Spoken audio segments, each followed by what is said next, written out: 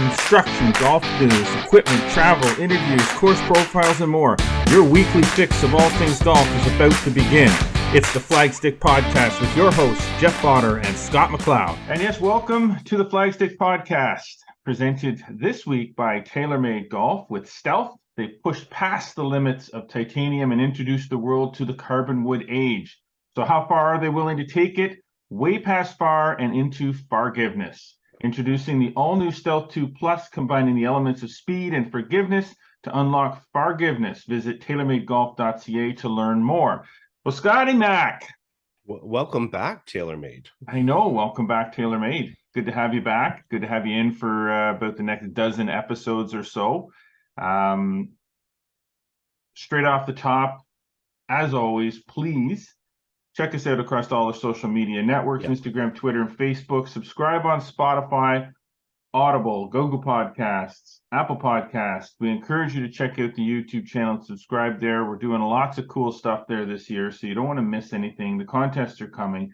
Like us, click the notification bell, and make sure you don't miss any episodes.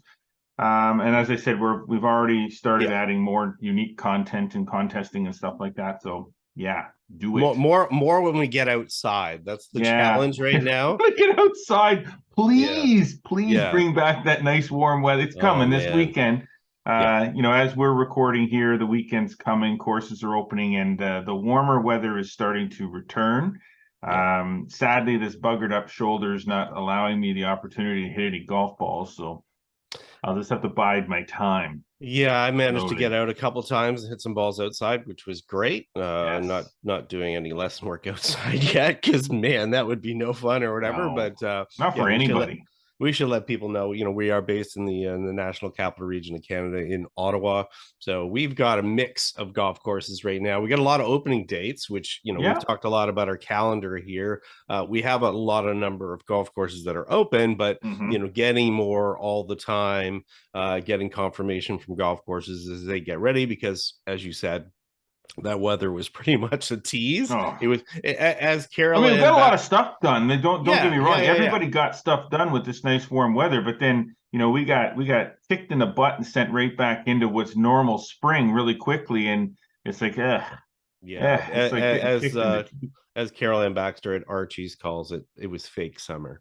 So, certainly was, and it looks like we're headed for some more fake summer this weekend. So, we'll at least we're getting it. At least we're getting it on the weekends. Although there's going to be a little bit of rain. But hey, enough about the weather. Yes. We're not talking about snow, which I know they got some up the Ottawa Valley yesterday. I saw Dave Wilson up at Oaks of Cobden posted a picture of some snow up there. Hopefully that's gone soon. Hopefully people are going to get out and head to the golf course. So in the meantime, we got lots to talk about. Yeah, we do, and not hopefully. We'll have good stuff on this show this week. We know we have good stuff on this show this week. We're going to get started in the front nine this week with some news and notes, some tour talk, some junior golf talk, some equipment talk. And then when we get into the back nine, we're going to expand on the column that you had on flagstick.com about how to get your season started productively on the driving range. So we want to jump into that. That's on the back nine. But let's get to the front nine presented by Metcalf Golf Club. A natural setting, a pleasant challenge. Golf season is, in fact, closer than you think. Don't wait to save on golf this season. Buy your membership, join a league, purchase some golf game packs, and be ready to hit the first tee. Visit metcalfgolf.com to shop now. Okay, Scott, jumping into our front nine, tipping it up, putting the peg in the ground, the egg on the tee, and smacking one down the middle. Let's go. Let's go front nine. Let's talk about the RBC Heritage first, I think, because that's top just of finished. Mind. Just finished. Exciting finish. Really enjoyed the finish. Playoff, like the whole, let's go. This and Jordan Spieth, Fitzpatrick, the local, I guess technically the local boy, right? Because Matt Fitzpatrick he even had England. From England.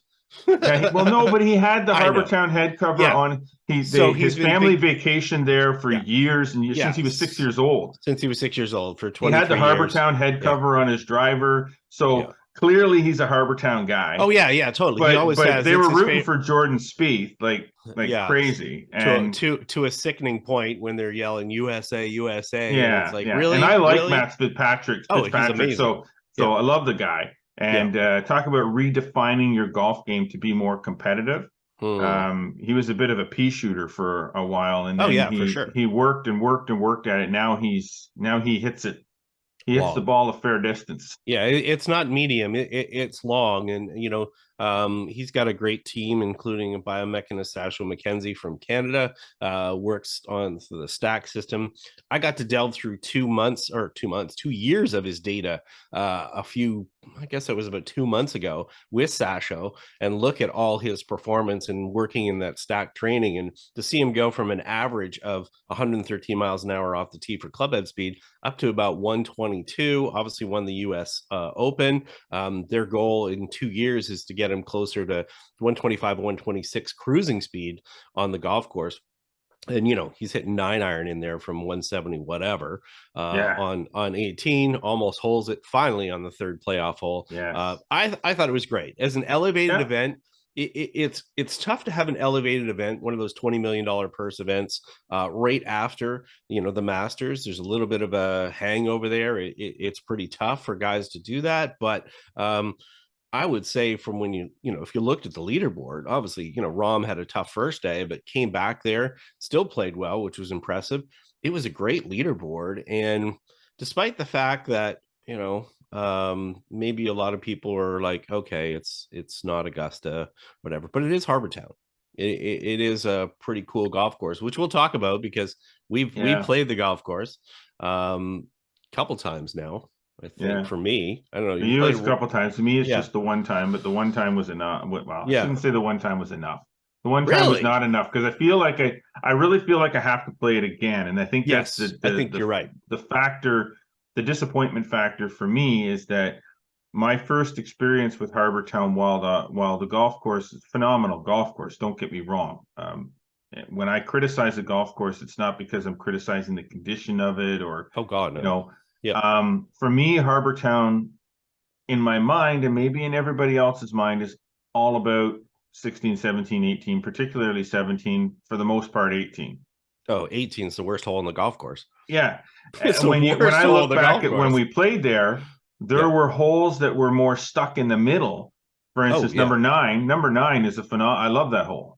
Yeah. I mean, short par 4, short par 4 that you can handcuff yourself on that hole so fast off the tee. All it takes is a drive to the left and you're done. Or right. Doesn't matter. Too far right and you're done. Too close to the green and too close to the left side of the fairway and you're done. Yeah. So I love, and there's some holes on the back nine. I think 13. Yes. 13, which is the one that, famously Alice Dye actually did the design. Mm-hmm. And it's probably, for me, it's my favorite on the property. Yeah. 100%. Under 400 yards, have to be super precise off the tee down the right side. Otherwise, you're going to get blocked out. The green is basically surrounded by the railroad ties, get a little tongue at the front where they can put a pin, which you do not want to go after. That's for sure. But if you hit it up to the back right on that green and the pin's down at on the front on that tongue. Yeah. You're, as far as putting, getting close to that hole with your putt, your lag putt isn't it's not impossible, but it's a heck of a difficult putt. Well, you could also putt it into the bunker from there. Yeah. I mean, these greens are really small as well, and I mean, this is a golf course that I think some players go there and they go, man, I can win here because it's 7,000 yards, it's not 7,500. Mm-hmm. It's really about accuracy more than anything, and you'll see, and you probably saw it on the weekend. Players will hit lots of 3-woods off the tees or irons off the tees. They're not going to necessarily hit drivers because it really is about precision. But as we said, the problem is for this golf course is that everybody looks at the lighthouse, right? And they, they see Calabogie Sound out there on 18 or whatever. The difference is that once you look away from the lighthouse on 18 and stand on the tee, when you're standing on the tee, it's a terrible tee shot. Terrible tee shot. Flat as a pancake. It's flat as a pancake. The tee deck is flat almost to the fairway. Like it's super flat. Right. Yeah. You can't see your landing area whatsoever. And if you think you can see that lighthouse from the tee, the way you see it on TV, all you see is the tippy tip top of it sticking up over top of the restaurant. Yeah. You can see a little bit of the side part or whatever, but whatever the case is, it doesn't really matter. It's a 110 yard wide fairway. Mm-hmm. I get it. There's a little bit of drama. as you see, it was a 9-iron in for those guys into the approach, so no big deal for that. But yeah, unfortunately, the 18th really becomes a connector hole from the golf course back to, you know, the end of the facility. That's about it, which is too bad, really. It is, And I think the you know, everybody's used to blimp and drone shots on 18, so that makes it look pretty cool. But that's not how we watch golf when we're on property, and that's not, we don't play golf from the bottom of a camera on a blimp.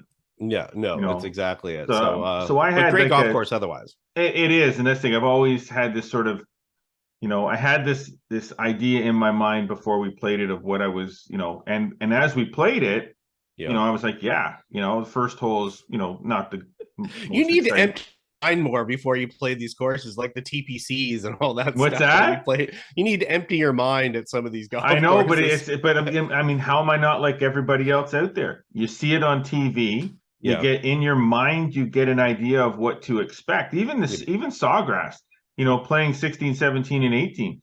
My vision of 17 on TV and what to expect when I got to the golf course to play it was much different than the vision I had when I actually saw it. Because once you see it, you realize from a golfer's perspective, what they're looking at is you see the green and the green looks huge. Right. You get out there and you stand on that tee to hit that shot. Yeah, you can't forget about the wind. You can't see the landing area on that green very much at all. That green looks like it's about an inch deep. Yeah, for sure. But you realize you've got all kinds of room, but some golf courses, you're a little bit elevated enough in the fairway that you can see where you're hitting it. Yeah. It would be a different hole if you could actually were elevated. I'll let people know that Jeff had an unhealthy obsession with TPC golf courses for quite some time. And, you know, he was, oh, hey, we're going to play TPC. So when we traveled, all over the place, bag tags and scorecards. We would go into TPCs, we'd play TPCs, we'd book into TPCs, which will bring us into our next conversation quite well. Because what's going on? What's coming up next? I know, but what was the general impression for a lot of these TPC golf courses? Cookie cutter. Yeah, it wasn't that great or whatever. So that brings us to the Zurich Classic this week. Yeah, they're visiting TPC Louisiana. Shocking. Which we had, and we get it. The tour owns these facilities, and you know they operate them under license. There's some that you know are independent, say like TPC Toronto, that you know are licensed with them. That's probably one of the best facilities now in the Toronto. It's probably one of the best facilities now in the TPC network, really. Because it's not a TP. They're not TPC courses. You know what I mean? They're not originally. Yeah, no, exactly. No, but they have no, like, you know, they don't look like TPC courses, right? So we'll tell you right away when we played TPC Louisiana together the first time. Now I've managed to play it one more time, and as I said to somebody, I almost played it again to sort of see if my expectations from the first time or my impressions were right or not. We'll say we actually started the day when we were down there with a tornado warning, and we didn't even know if we were going to play. But weather aside, this might be one of the flattest golf courses on the planet. Yeah, yeah, it's it was not memorable. God, I'm at a loss for words on TPC Louisiana. It's.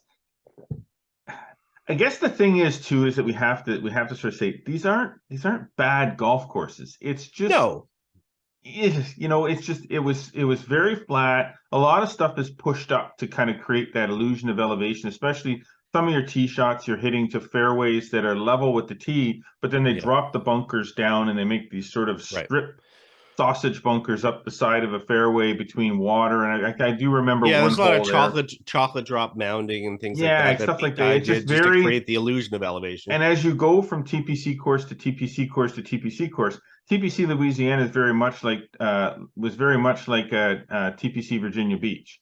You know, same type of, you know, or but a little different than TPC at Boston. Or you know, different designers, obviously, but there are characteristics that I think must be PGA Tour elements or TPC course elements that they're asked to put in, because there's a lot of similarities in the designs of these courses from one TPC course to the next TPC course. They're not the same courses, but there are some little idiosyncrasies and similarities. similarities. I'm not extra tired today, by the way. I don't know. Your tongue's not I'm a working? little tongue-tied today for some Yeah. reason. I don't know I mean, why. I got to play this golf course again, and I was really hoping, and it was neat. I had a really interesting, you played, no, did you? Yeah, you played it too. What? Were you not on that trip? Oh no, you weren't on that trip.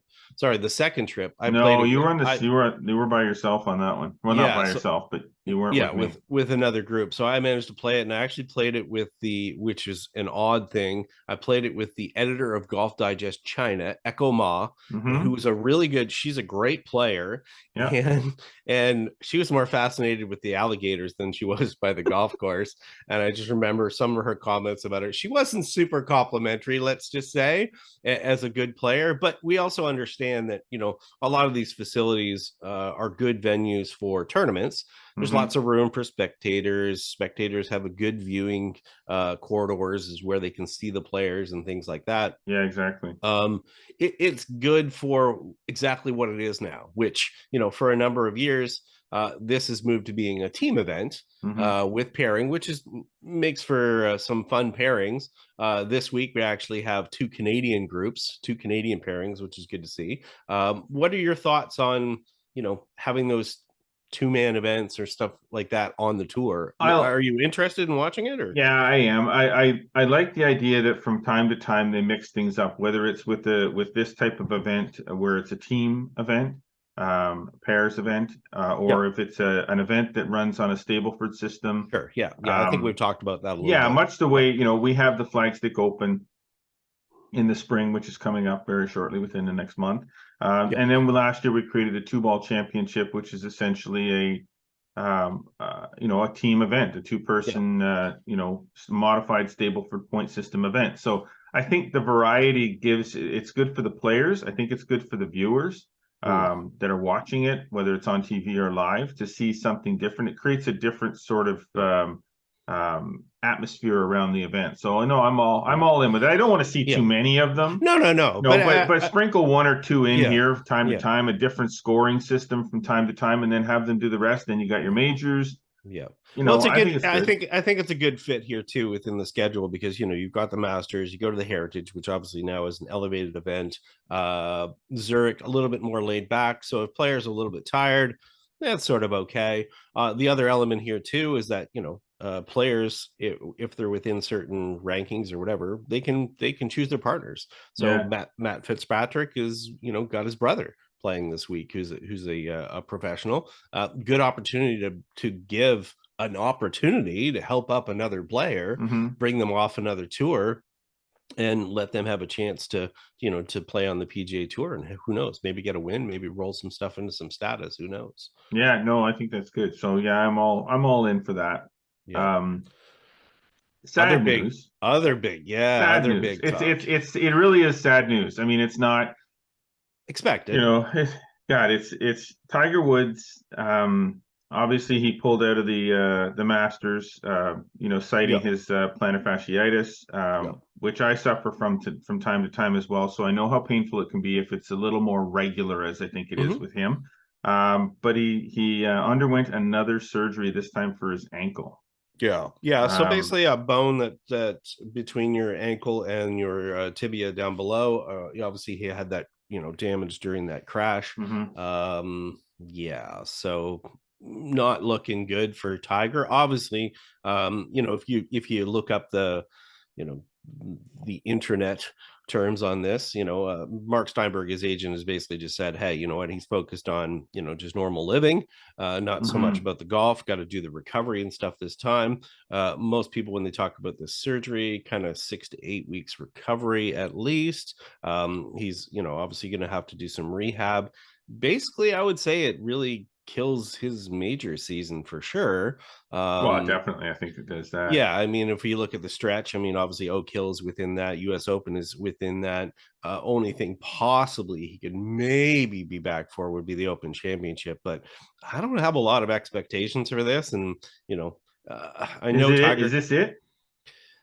I don't know. I mean, until you can jump into a cart in 3 years on the Champions Tour, does he even want? I mean, I guess once he yes, he gets to the does. Champions Tour, he'll do that. He's interested in that. That he can go and do that and have fun, and he's still got a competitive vibe to him or whatever. But I think people have been asking too much of him anyways in the last bunch of while. I mean, fantastic that obviously, he got that 15th, major and won that Masters in 2019, but that was pre car crash again. So as soon as that crash happened, I mean, I think that was the derailer right there. I think that he might have been on his way to coming back enough. I mean, after winning the 15th major, sure. I think he could have potentially over the next, 3 or 4 years pulled off another 3 majors, tied Jack, or maybe got past him. But I think I'm not going to say no. This guy has defied the laws of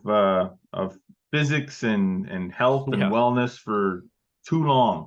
Yeah, but this is a big one, because this one, from what I understand, can really inhibit your even though he's had surgically repaired, it inhibits the ability to flex the ankle, which could make it difficult for him to load and unload.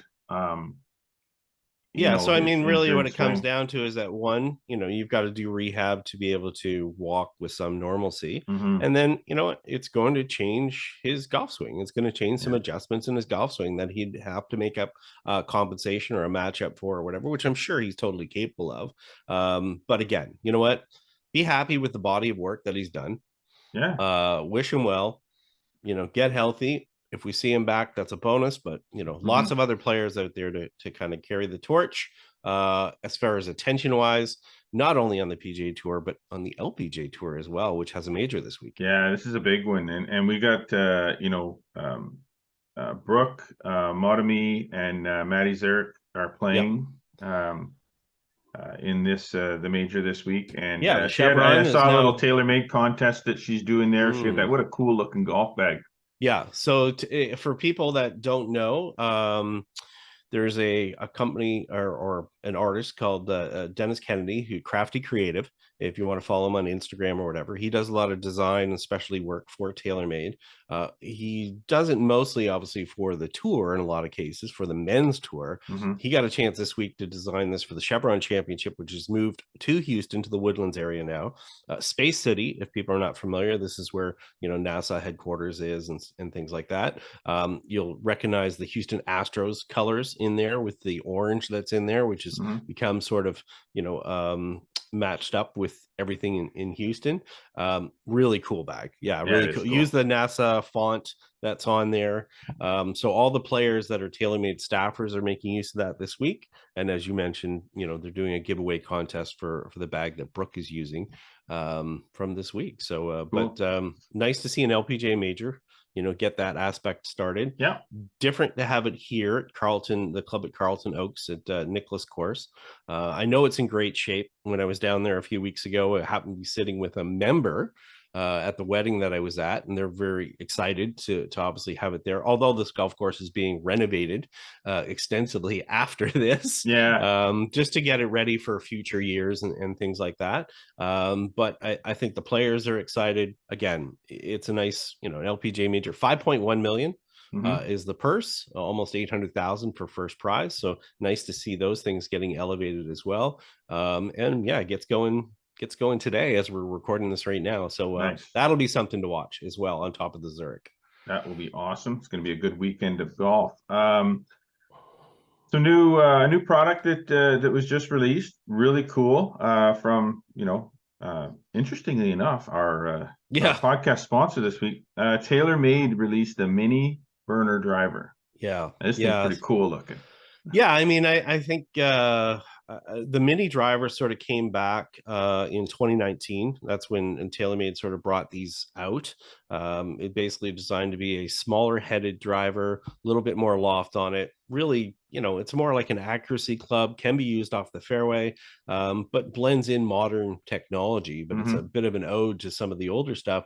What they did with this one, though, is they gave it a little bit of an homage to the Thai Bubble 2 product that we're very familiar with. Back for our retail days. So obviously you see the distinctive copper color, against the black contrast. They went with a little bit of retro head cover. They put in the K-sole on the bottom of it, but obviously modernized. Got some weighting, adjustable, limited edition, but certainly, something. I mean, I know a good friend of ours, Jeff Crow, when a couple years ago when one of the first ones came out, and he's like, man, I think that might be for me. He struggles off the tee. That comes in 11.5 or 13.5. He went for the 11.5. It is still in his bag. Whatever, 5 years later, and he loves that thing, and he doesn't hit it any less than what he did another driver. He's just comfortable with it. So a cool product for sure. Very cool. Okay, we're getting up against the clock here for take a break, but before we do take a break, we just wanted to briefly mention the it's about a month now until the start of the PJGT season, Play Junior Golf Tour, and the race to the Flagstick.com Cup this year. So excited about that. Was talking with Chris Veldkamp yesterday, just via text back and forth about a couple things with the founder and president of the tour, for people not aware. So he's really excited and running crazy, getting things organized, but it's about a month away now, and the schedule's released. I think the first event is May 21st at Rideau. And that's the Humber College Spring Open. You got it. And Rideau is excited to host the tour. When we posted that out yesterday, they were right on it right away, going, we're really excited to get this going. I know entries are streaming in. They're making some conversions right now to get the website over to, I think, Golf Genius. They're working on some stuff there, because I looked on there yesterday and things. But you know what? Great lineup of events. Yes. Hearing from lots of juniors, they're excited to get going. And unfortunately, it's the same weekend as our Flagstick Open. Yes. But we'll obviously be working hand in hand with Chris and getting the results out there and getting things updated and keeping the news out there. So, just keep track of our social media. And we'll when we get the opportunity to get out to some of these events as well, we'll shoot some content for that so people can follow that on our social, and we'll get some of that posted up there as well. It is unfortunate that it falls on the same weekend as the Flagstick Open, because otherwise we would with our new role as the title sponsor of the race to the Flagstick.com Cup, we want to spend a lot more time at the events, being visual and providing more content, enhanced coverage and things like that. Just unfortunately the way it works out, this event kind of conflicts, but we'll definitely have some stuff up there. Now, before we get out to break, I just wanted to mention, I'm not giving any details of this, but I am going to say that we will be making an announcement about a third event this summer, that we will be organizing and hosting. It'll be a slightly limited field event, and it'll be in July, and that's all I'm saying. Okay. So, but we will be making within that, I'm hoping within the next couple of weeks, we will make a formal announcement about a new event that we're going to be open. Organizing. We'll hint that it's a great venue as well. It's a great venue, and it's going to be an awesome tournament. Yeah, looking forward to that. So I'll leave it at that. We do got to take a break. Yeah. And when we come back, we're going to talk Ranger Danger. Ranger Danger. It should be an interesting conversation on the back nine this week on the Flagstick podcast. So stay with us. Don't go anywhere. We'll be right back. That's far. So much forgiveness. Wait, did you say forgiveness like far, or forgiveness like forgiveness? Forgiveness. Forgiveness. Forgiveness. I'm hearing far. Forgiveness. Like forgiveness. Forgiveness? Forgiveness. I'm still hearing far, but whatever. Introducing Stealth 2 with more carbon for more forgiveness. Forgiveness. Just hit it. All right, welcome back. the Flagstick podcast with Jeff Otter and Scott McLeod. And we're going to jump into the back nine. The back nine presented this week by Greensmere Golf and Country Club. Save 40% on all daily green fee rates with Flex Pass, which includes now a 6-day advance booking for only $425 plus tax. Visit greensmere.com for more information. Well, here we go. Here we go on a little back nine journey. Interesting topic. Yeah, it is. Ranger danger. It's a great topic. It just sounds real freaking corny. Well, danger. I'll tell you how this came about. I mean, and it's a please do shed some light on the subject for us. We see it all the time. Obviously, we've spent lots of time around driving ranges over the years. In fact, at one point, involved in retail, actually had a location that was at a range, so we could see. That was cool. Yeah, we could see how things were happening at the range. But and what I'll do is I'll provide a little clarification here, as I did in this article that I posted up this week on flagstick.com. Mm-hmm. This is not targeted at the casual person just going to go to whack balls. That's all they want to do. Yeah. Right. And that's perfectly fine. Nobody judges you if that's your goal. Exactly. If you're just going to go there, have fun, hit some balls, have at it, perfectly fine. Where this is targeted at is the person who's actually trying to be productive and get something out of their range session, which was a conversation I had with a guy last week, who basically showed up at the driving range, had his brand new bag of clubs, and it's whatever clubs, it didn't really matter or whatever, and he used one of them for his bucket of golf balls that somehow he was done in about 5 minutes, basically terrified spectators, cars, children, buildings all over the place, all animals, wildlife. He hit a ball. He's a lefty. He hit a ball lateral that must have just missed his right shin, because it hit the corner of a fence that was 60 yards to the right and might have been 15 yards ahead of him. And his reaction to it was to just keep swinging harder, and no manner of success at all. And I just had a polite conversation with the guy, and we were just chatting about him getting into the game and so forth, and he's trying to get better. And I just, said, hey, you might, it was his first range session of the year. And I'm like, you might want to start with the other clubs. And then in my brain, I'm going, oh, I guess I better write something about this that gives a little bit of advice, because we have a lot of golfers that have just taken up the game in the last couple of years, and things we take for granted, they're not aware of. It's funny. You're right. Because some things, when I go to the driving range, there's two reasons I go to the driving range. One is to work on my game. Yep. Which doesn't happen often. And the second one is just to be outside, just to hit be balls. I really don't. I'm not there to work on anything. I don't care. I could go to I could do one of those, go to the driving range with just a driver. Sure. And that wouldn't bother me. It would be a small bucket. I wouldn't, because I couldn't bang out 120 drivers. I think I'd be sore. But most times when I go to the driving range, it's a progression that I'm there to work on something. But if I'm not, I do the Ranger danger kind of, whack as many drivers, see how far I can hit them, see how much I can hook one, see how much I can slice one. That's fine. I'm working on something, even though it's only with one club, but I'm doing it. I'm having to see if I can I go to Target Golf Center sometimes up the road from my place here, and I see, if I can, they have little lights that light up when you hit stuff. Cool. So, there's a Trump, but there's on one of the greens, there's a podium and it has Trump behind it. It lights up, a little flashing light if you hit it. So I'd sit there hitting 60-degree wedges at this chain, trying to take out Trump's head. It's just hilarious. It's funny as hell. But anyway, get back to your story there. I digress.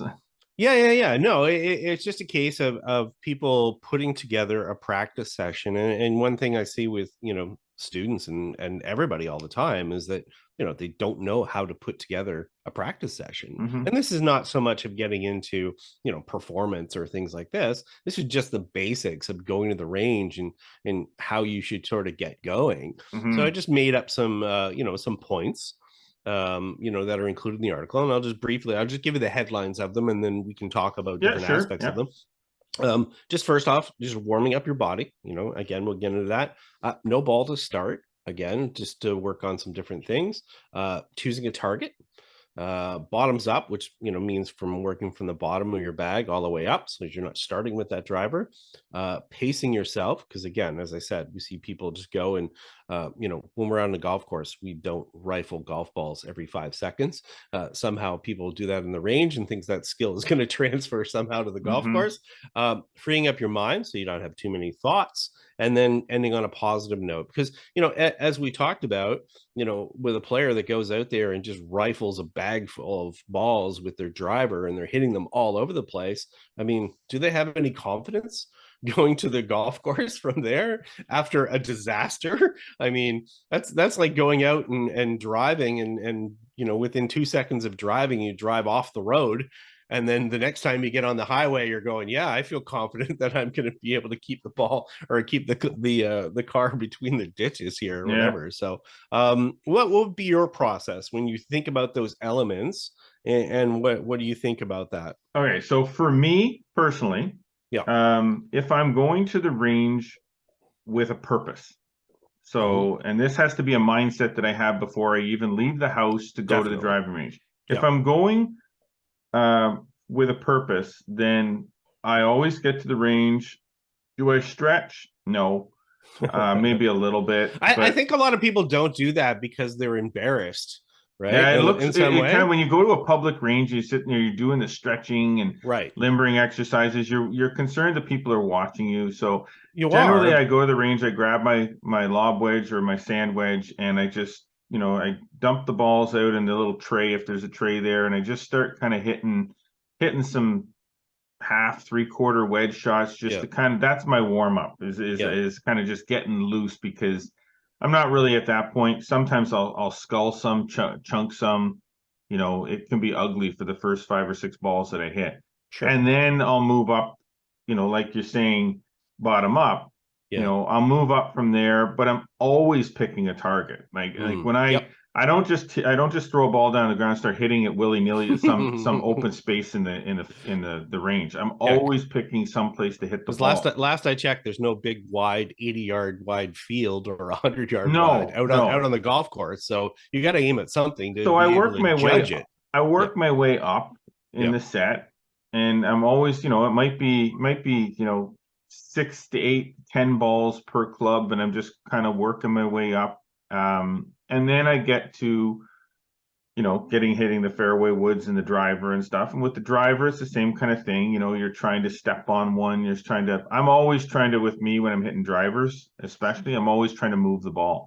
When I'm practicing, I'm always trying to pick a target and move the ball right or left or right. Or for me, I'm a left to right player. When I'm swinging well, when I'm hitting the ball really well, it's always going to be a cut.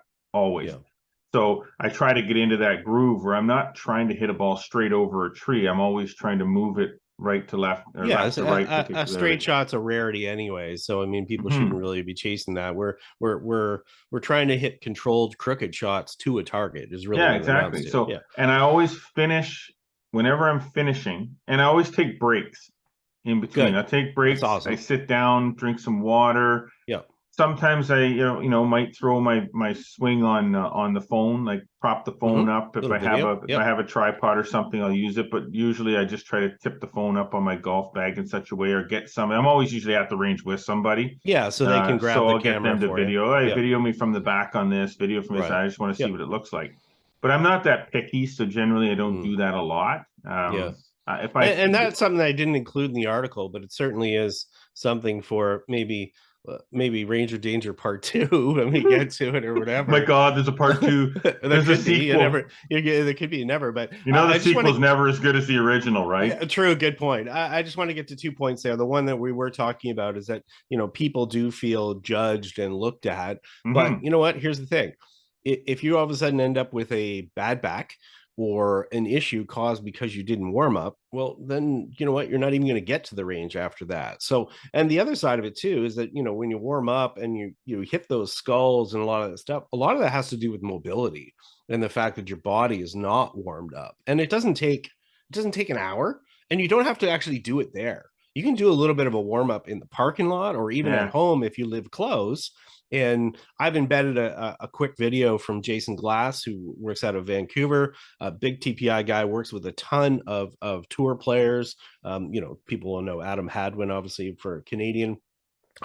Really simple warm up. You can just do it in a few minutes, just enough to get the major joints kind of moving a little bit before you kind of, you know, get going. The other side of it too is that, you know, when you said about, you know, hitting wedges and stuff like that, a lot of people don't do that because they consider it a waste, right? They get their 60 balls and they're like, man, why do I want to hit a shot 40 yards? Right? Yeah, I love doing that. Right. I mean, I'd prefer that, but it's not a habit a lot of people do because they think that somehow doesn't give them value if they're not seeing a golf ball fly a long way and then go. But, you know, I'm here to tell you, you know, most of your game is going to be from under 120 yards. So, you know, consider hitting a lot more, like go and just hit wedges. Someday. And when I'm practicing, I always finish with a bunch of wedge shots.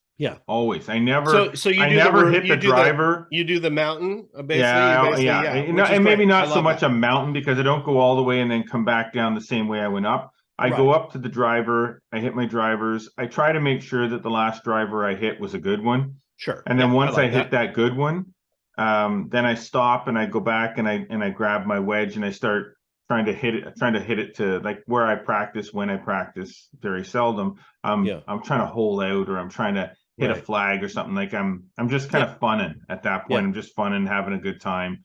What's good about that though is you've given yourself an intention of something that you wanted to target. You're targeting. You've given yourself a goal to judge yourself against as well, because you know that goes back to the mindless hitting of just, you know, it's out there and hitting it in the field, right? You got to have something to judge it against, because that's what you're going to do when you go to the golf course. Because the big thing here is that, you know, we don't want the range to be one thing. You know, we want to be Ranger Rick and then, you know, or Ranger Rhonda and then just go to the golf course and go, where did my game go? Well, there's no consequences on the range. So we tend to swing a lot more freely. You need to put those consequences on yourself so that those skills become a little bit more transferable, which also means things like don't sit there and go to the same target 40 times. You know what I mean? Try to vary it up as far as your targets, because when you get on the golf course, you get one shot at calculating what's going to happen. If I set you up, and I know you would do this easily, if I set you up with a target that's 60 yards and said, hit the target 60 yards, you hit the first 170, the next 150, the next bunch, you're just going to go 60, 60, 60, 60, 60.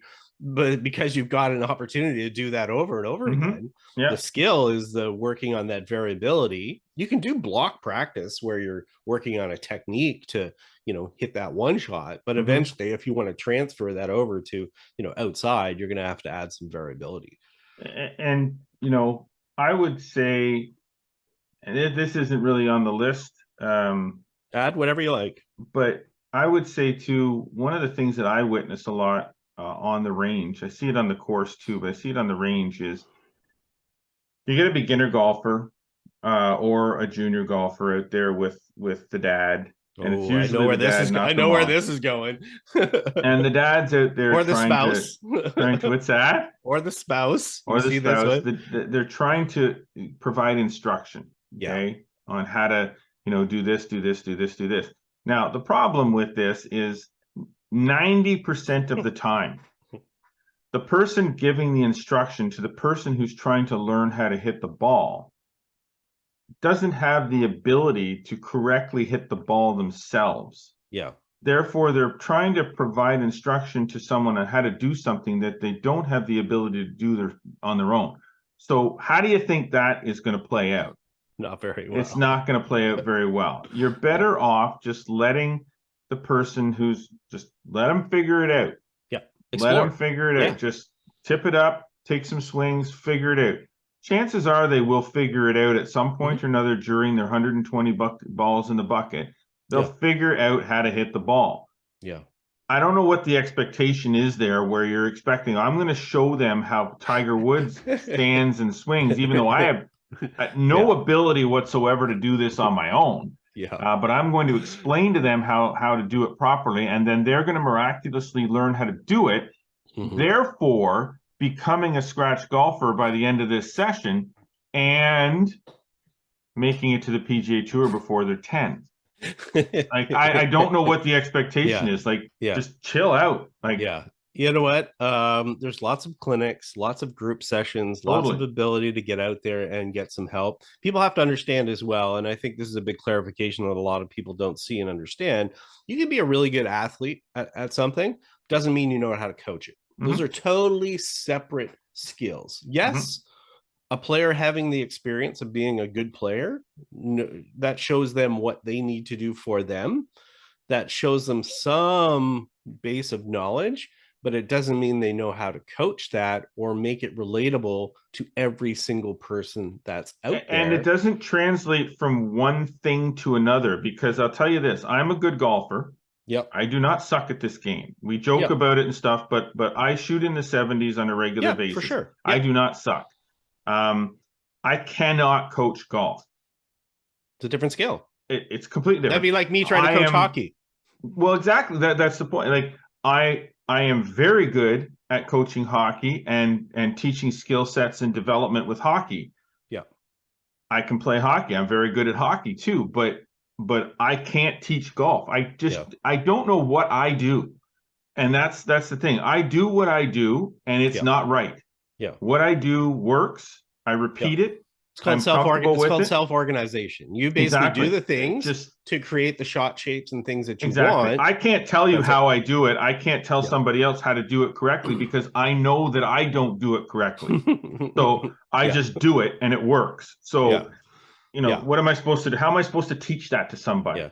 I think the other side too is that, it leads to a lot of confusion for a lot of people because someone else is looking at them, especially when juniors, it makes them feel judged a little bit more because they're looking for affirmation by, hey, did I do well? Was that good or whatever? Like you said, just go let them whack it. You know what I mean?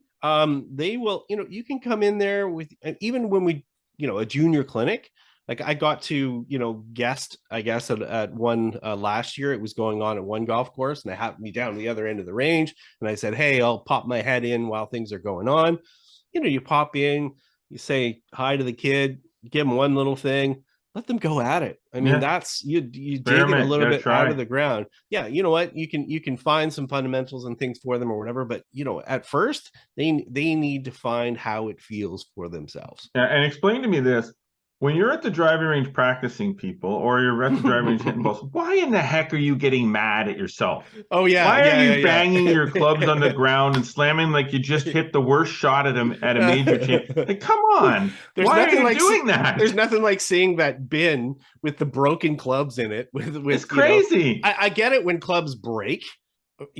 But when it's people that are actually, no. I mean, when they're defective, naturally, things like that, naturally. But when all of a sudden somebody, duffs a range ball and is all of a sudden, I mean, are they just saying, oh man, I'm usually better than this? Is that what they're trying to say? And they're trying to make an excuse for it? I don't know. But freaking out about it doesn't look, you're human. We hit bad shots. I had this conversation 2 nights ago with a tour player, and they'll hit bad shots. They're human. They have to accept that and move on. So just because you think you're supposed to be great, you're going to hit bad shots. They happen. It's a really, really precise game. And the more that you the more that you just own that and move on, the better you'll be for that. And the other thing too, which I find funny, and anybody who's a PGA coach or instructor will see this. One of the worst things you can possibly do, which is quite entertaining, is not only be next to your spouse or child or whatever and giving them instruction, but to park next to the pro giving a lesson and do that. Like when we look over, I feel sad for the victim when I see someone giving them some sort of advice that I'm like going, oh my God, they're just like taking them down the wrong road. In fact, you know, not unsolicited or whatever, but you all of a sudden, sometimes you feel like you want to creep in there a little bit and kind of erase the bad stuff they've been getting. But it's what's odd is that the person giving the help will sit there and look right at you. They'll see that you're set up with your TrackMan and your tent and your training age and your bag and all this other stuff. They know you're a pro giving lessons. They can see you're giving a lesson, yet they're standing there somehow. I don't know. I couldn't do that. Giving a lesson to their kid, wife, spouse, whatever the case to be. And they know they have no idea what they're talking about, but they're standing beside somebody who actually does know what they're talking about, trained. Thinking, how does that work? I don't know. I couldn't do it. I mean, in fact, if I was at the range and I'm watching, you know, a Cameron McCormick or Pete Cowan or, you know, a tour level coach or whatever, I'm not saying crap. I'm just sitting back and observing what's going on there. So people, if you're gonna do that, just don't do it next to the pro. don't go to the other end of the range. Exactly. But don't do it in the first place. Exactly. The better moral of this story is don't do it at all. No, you have no business. Yes, okay. There are little tiny things that you can. Someone who's never picked up a club, you can say, okay, look, you know, this is how you hold it. Yeah, put it in your hands. You know, this is how you hold it. You know, try to do this. This is how you swing it back, you know, because you see someone. But don't get beyond that. Don't get into, you know, you got to keep your left arm. Left arm straight. You make sure that when you go back, you supinate and then you pronate. You got to pronate. You're not pronating. Okay, I will tell you this. This is my last point. Yes. And right with that, the one good part about, you know, being a golf coach a lot of times is that people come and show up, and it's a bad thing, with a lot of baggage. And you ask all the time, oh, where did you hear that? You know what I mean? Where did you hear that? And it's like, oh, so a lot of times you have to unravel a lot of stuff that they see. But you know, this is really a lot about the players that are kind of getting going in the game. This is not your advanced players and stuff like that. The biggest help you can do for them is just guide them towards, you know, a program that they can enjoy, have fun. Maybe it's not a one-on-one thing. Maybe they, you know, that's too much for them. You know, get them into a group session, a social environment. For the kids, you know, there's lots of kids clinics and stuff out there, camps and stuff like that, things that are fun, so that it's going to encourage them to keep going, to keep learning. And that's the important part, just so that they enjoy it, not all of a sudden just being berated on the range and going, oh my God, this game is too technical, I don't want to play this. It's not fun. Yeah. Agreed.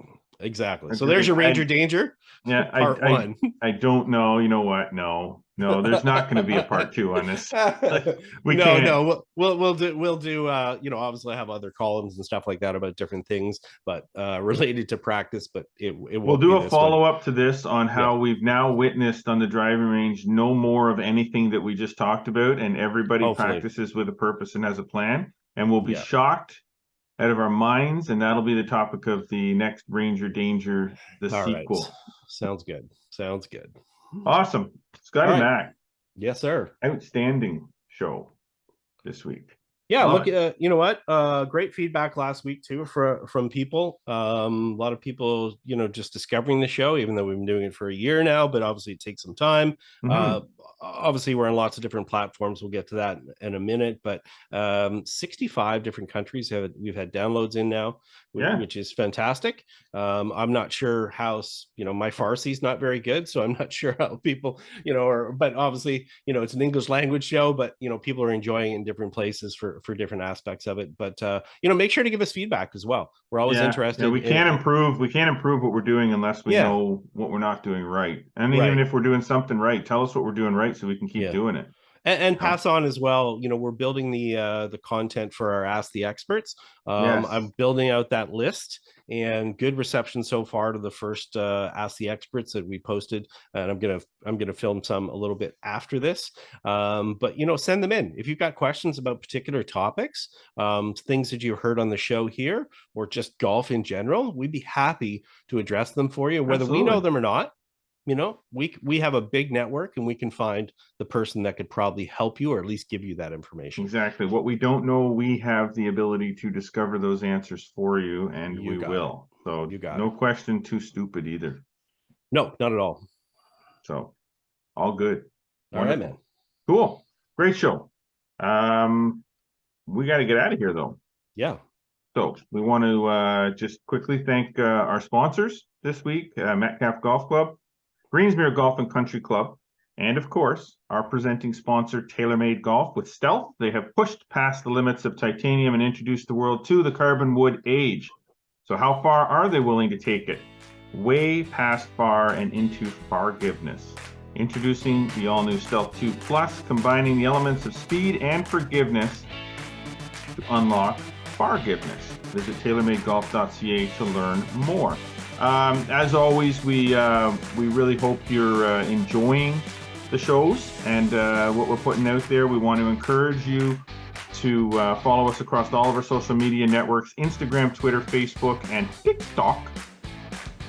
Subscribe on Spotify, Audible, Google Podcasts, and Apple Podcasts. Do not forget, I remind you every week, and I will continue to remind you, subscribe to the YouTube channel, like us and click the notification bell to make sure you never miss a single episode, and get over to flagstick.com. More amazing golf content is released and published there every single day, so you'll want to check that out. Thanks again. As always, we appreciate you tuning in. Until next week, I am Jeff Botter. I'm Scott McLeod. Always remember, go for the stick.